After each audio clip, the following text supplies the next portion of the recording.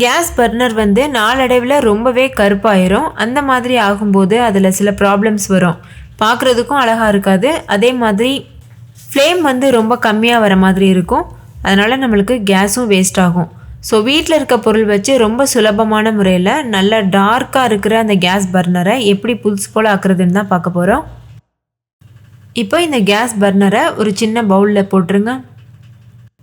இப்போ இதில் ஈனோ இருக்குல்ல, அது ஒரு சாச்சட் வந்து சேர்த்துருங்க.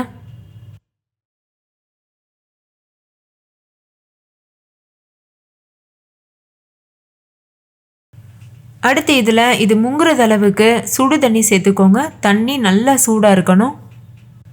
தண்ணி சேர்த்துட்டு இதை ஒரு மணி நேரம் அப்படியே விட்டுருங்க. இதிலையே இது நல்லா ஊறட்டும்.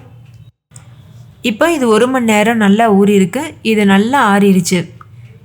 இதை நீங்கள் வெறுமனே கையில் தேய்க்கும் போதே அந்த பிளாக் கலர் நல்லா போயிட்டு அந்த பித்தளை நிறம் வர்றது உங்களுக்கே தெரியும். இதை ஒரு ப்ரஷ் வச்சு நல்லா அழுத்தம் கொடுத்து தேய்ச்சோன்னா நல்லா பளபளன்னு புதுசு போல் ஆயிரும். இதெல்லாம் பாத்திரம் விளக்குறதுக்கு யூஸ் பண்ணுவோம்ல ஜெல்லு, அதை கொஞ்சமாக சேர்த்துட்டு இது போல் நல்லா தேய்ச்சிக்கோங்க.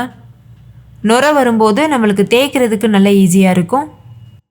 இது ரொம்ப நாள் அப்படியே விட்டுட்டு ரொம்ப பிளாக் கலரில் ஆனதுக்கப்புறமா இந்த ப்ராசஸ் பண்ணும்போது ரொம்ப கஷ்டமாக இருக்க மாதிரி இருக்கும். ஆனால் வாரம் இதை பண்ணிகிட்டே இருந்தோம்னா ரொம்ப ஈஸியாக இருக்கும். இந்த அளவுக்கு கூட நம்ம தேய்க்க தேவையில்லை. லேசாக தேய்ச்சோன்னாலே அந்த பிளாக் கலர் ரிமூவ் ஆகிட்டு நல்லா புதுசு போல் ஆயிரும். அவ்வளோதான், நீங்களே பாருங்கள் நல்லா வந்து வாஷ் பண்ணி எடுத்தாச்சு. இதோட கலர் பாருங்கள் அவ்வளோ பளபளன்னு இருக்குது. இதே மாதிரி நீங்களும் வீட்டில் ட்ரை பண்ணுங்கள். நான் ஏற்கனவே சொன்னது மாதிரி வாரம் செஞ்சோன்னா அது புதுசாகவே இருக்கும். கொஞ்சம் கூட பழசாகாது. நம்மளுக்கு தேய்க்கிறதுக்கு கஷ்டமாகவும் இருக்காது. ட்ரை பண்ணிவிட்டு இந்த ட்ரிக்ஸ் எப்படி வேலை செஞ்சதுன்னு கமெண்ட்டில் வந்து சொல்ல மறந்துடாதீங்க. தேங்க்யூ.